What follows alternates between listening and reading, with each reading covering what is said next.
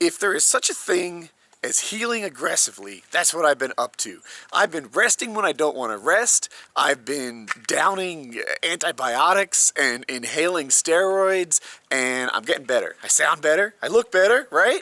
Let's all agree on that. I got a couple things I want to work on today as I go flying, and I don't think I'm going to. I think today is going to be too bumpy for me to try my acro stuff. I want to fly a mile high. I've never been that high, and I thought it'd be cool. But I checked out the winds aloft, and it's like 35, 38 miles an hour up there. I think that's too much. So we'll see. I might just go up there and work on my bump tolerance and active flying, which is like dealing with turbulence. We'll get what we get. But most of all, I think I could fly today, and I'm jonesing for it, so here we go. All right. The wing is blowing around a little bit, but if I can get a good inflation, it should make for an easy launch. I think I'm all set up. I've checked my lines. Let's do this. Hey, Woody from the future here. Listen, while you can watch my awesome launch, I want to tell you G Fuel, one of my sponsors, is doing a coupon code Woody, and you can check them out, link in the description. As I say this, I don't know what the discount percentage is. They didn't figure that out in time for me to say it in the video, so I'll put it in the description. Here, listen. It's rocking. Shit. Yeah, I'm scared. There's a lot of that in this video. Anyway, check out G Fuel. It's an energy drink. It's better than coffee. Tucker, it'll make you switch. So, yeah. I got a lot to say. Let me cut up this video. Fuck.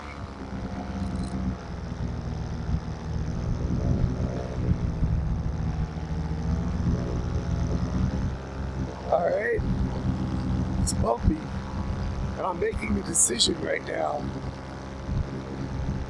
Is this beyond my skill level?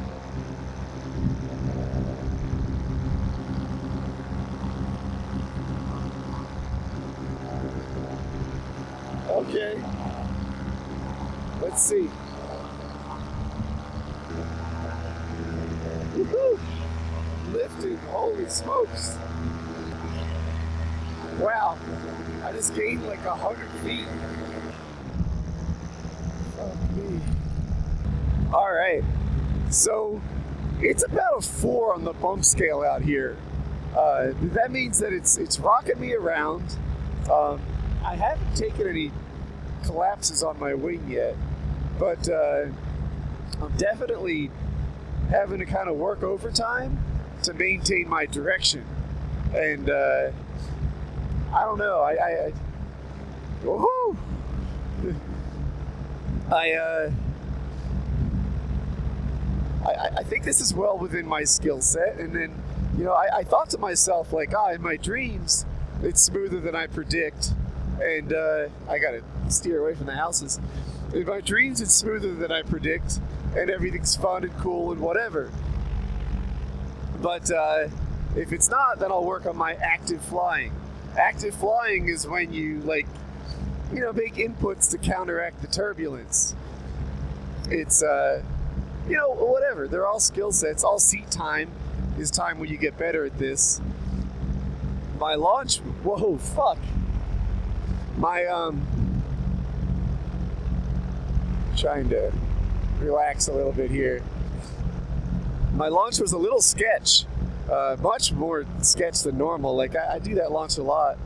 And normally I take off and I start going to the right and circle around. I've done it, I don't know how many times, a lot of times.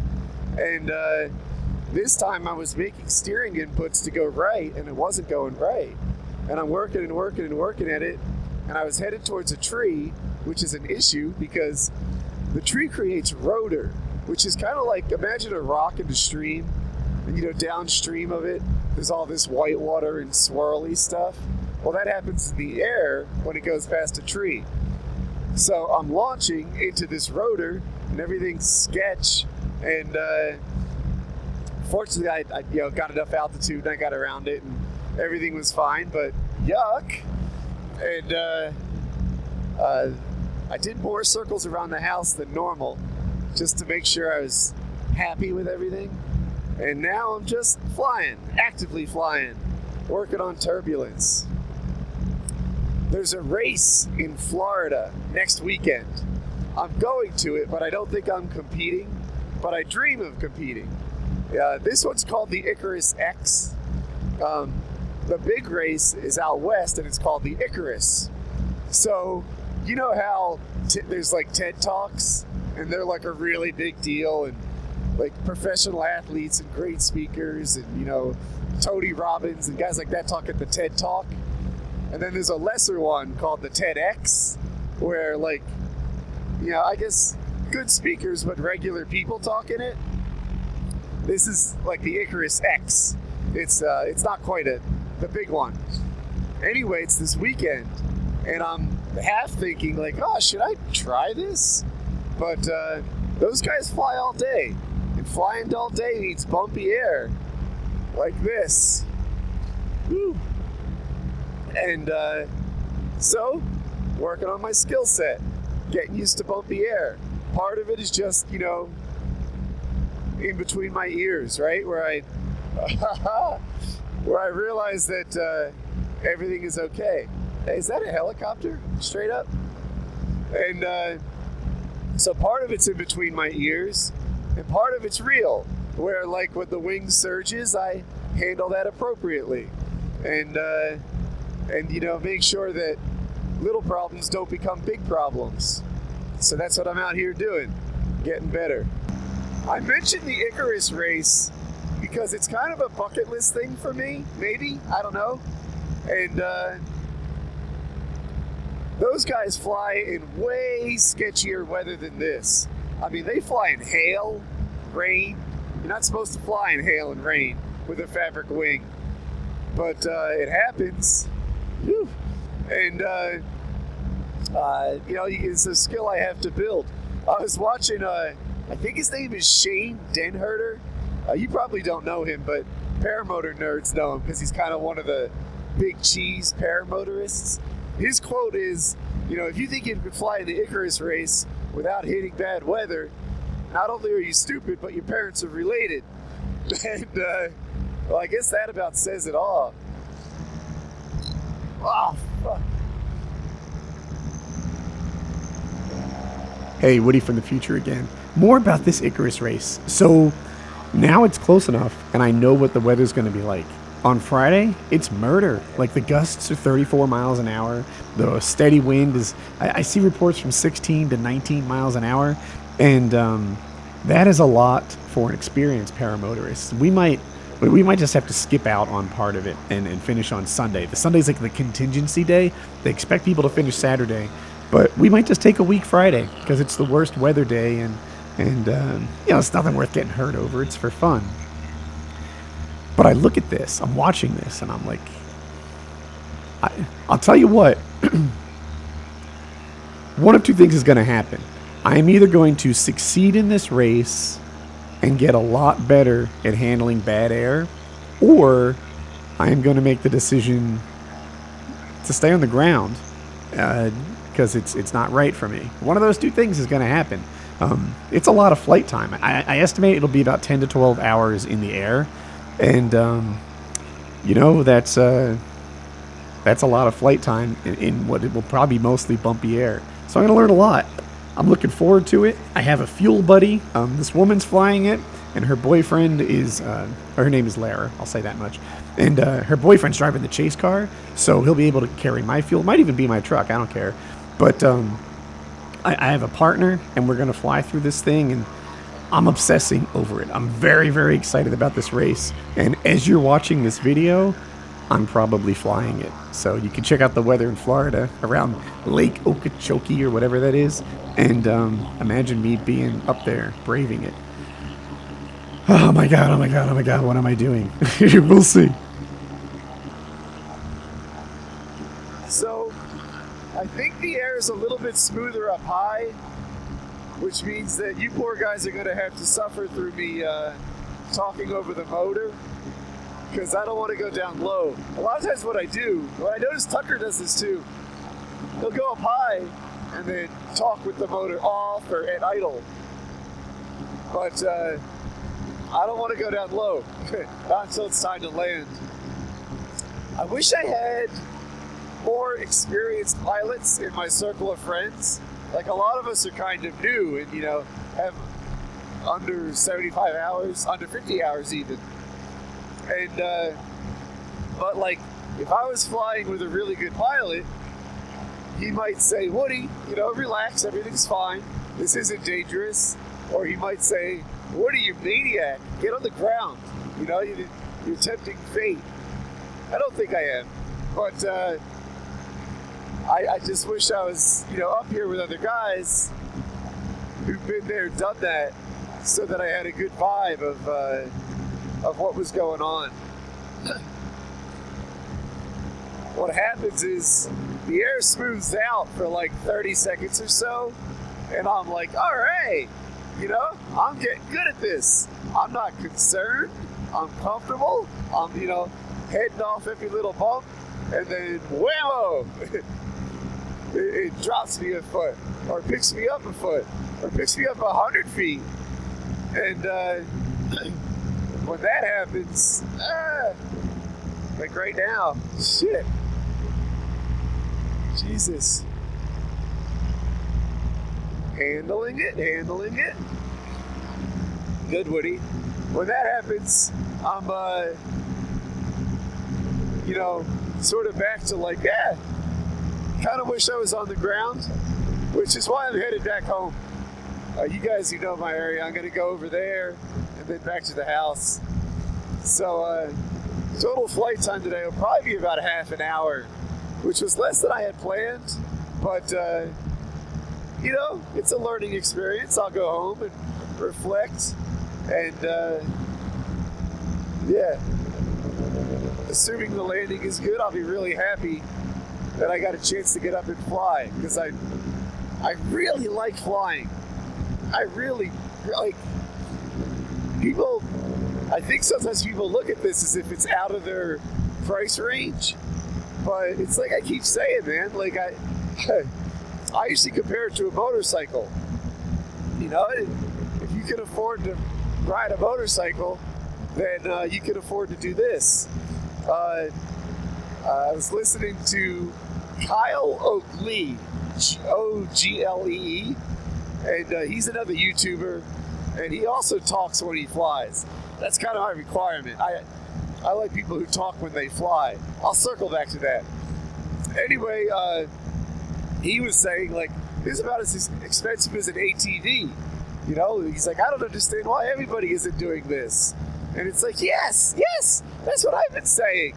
Like, this is flipping awesome. Like, I don't know. I get so happy when I'm flying, and it doesn't end when I land.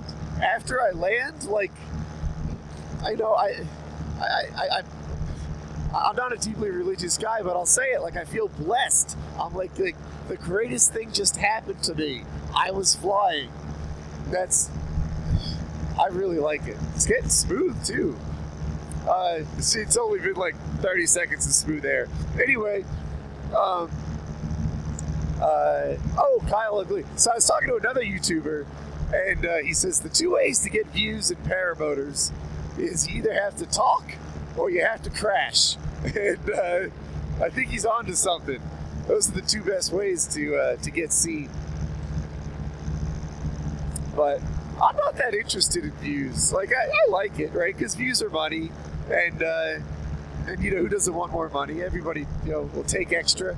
And also views they kind of making videos feel worthwhile. So that's a cool thing. But a lot of this I do just because I enjoy it, which is nice. It's I see parallels between the paramotor community and the Call of Duty community way back when it was new. Like, Call of Duty started, people just played the game. They didn't talk, they had no personalities, you didn't know what was what. And, but if you're into gameplay, I guess it was interesting enough to make people watch you. But then over time, the standard rised, and the video had to get better, and people had to start commentating it. And but then it got bigger, And as the videos got better, more people came to watch, and it grew into a thing. It was a really good thing. I loved it. And paramotors now, like, you know, of course Tucker Gott's exploding, fantastic for him. But there's a bunch of other guys like, kind of like, oh, I see what he's doing. I'd like to do that as well. And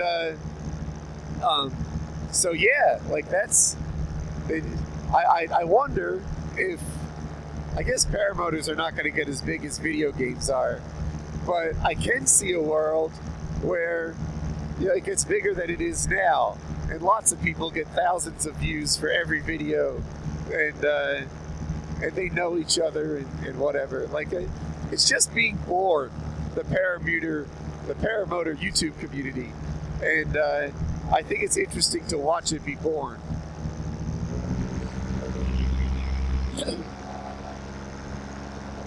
All right, so I have a big span of trees to cross here, and it's upwind, so I need to get some altitude to make sure I can do it safely. You guys probably didn't see that, but the wind turned me like, I don't know, about 50 degrees, 45 degrees. That wasn't me.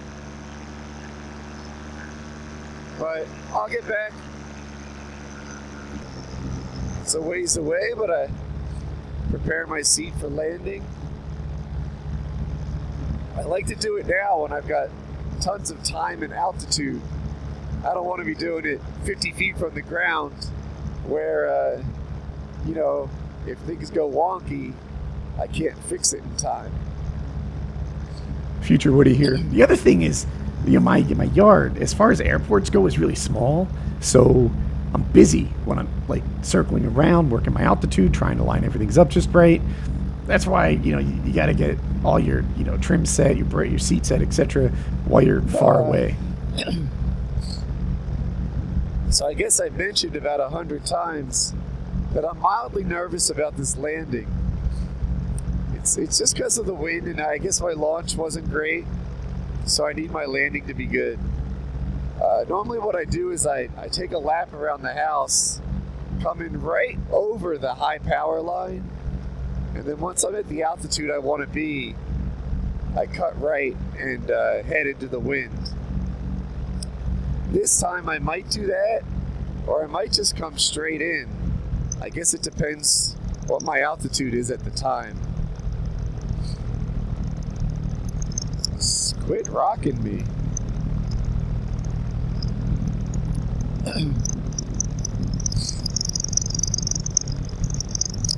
I don't want to fly over this gentleman's house. It's rocking me. Ooh, fuck me. I mean, heaven's sakes. Let's see if I can get down right now. I think I can.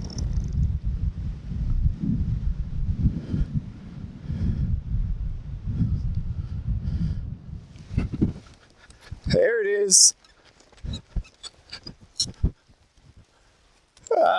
Put it on its side. That'll be okay. Woo! I flew. Nailed it. When I came in for a landing, it was a little sketch because my driveway on the sides, I'll show you in a second. I just want to unbuckle.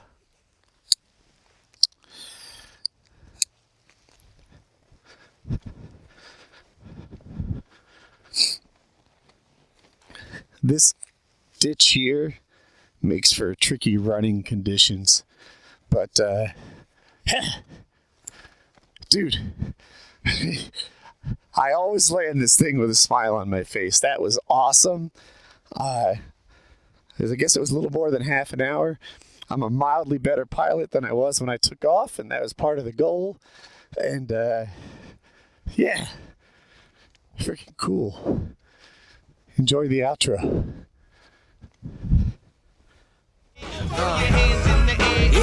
Yeah, multi-million-dollar deals got $1 million deal. When I was younger, I would wonder how $1 million feel. And for real, it feel like I ain't even broke a seal. Cause when you drop hits, they want you to pick up the bill. Now my life is inevitable.